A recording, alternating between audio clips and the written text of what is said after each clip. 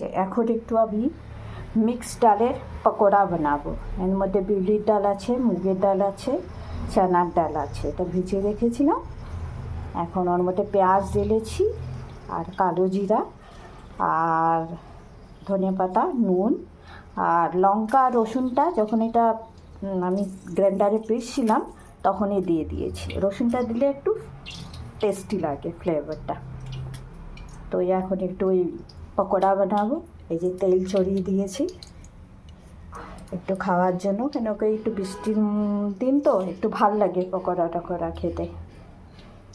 আপনারাও খান কিনা বলবেন, হ্যাঁ না, জানাবেন। আমরা তো বানাই কিছু না কিছু পকোড়া টকোড়া বানাতেই থাকি। এই যে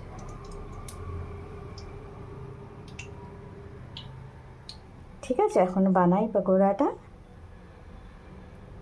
নমস্কার। দেখুন আমার পকোড়া রেডি হয়ে গেছে, দেখেন। আর সে পকোড়ার সঙ্গে তো কি ভাল লাগে বৃষ্টির দিনে। এই কফি বানিয়েছি, কফিটা খাবো। এমনি আমি মতলব চা, আমি দুধের চা খাই না, আমি ব্ল্যাক টি মতলব শরীরের জন্য খাওয়া ভালো। আজকে কমসে কম 18-19 বছর হয়ে গেছে। আমার ছেলে বৌমা দুইজনেই মেডিকেলে, তো সেজন্য মতলব তারা ওই বলে যে দুধের চা খাওয়ার, দুধ থেকে একটু মতলব সব বড় বড় ডাক্তাররা আজকাল মতলব ব্ল্যাক টি, ব্ল্যাক কফি খায়। আমি ব্ল্যাক আবার কফি খেতে পারি না, সেটা দুধের কফিই খাই, বা চাটা আমার ব্ল্যাক চাই, হ্যাঁ না। এই যে কফিও রেডি হয়ে গেছে, পকোড়াও রেডি হয়ে গেছে, এখন আমরা খাবো। ঠিক আছে। আমার নামটা আমি আবার বলছি,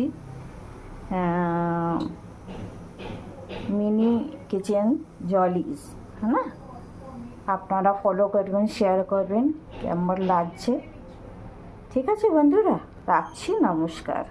হরে কৃষ্ণ।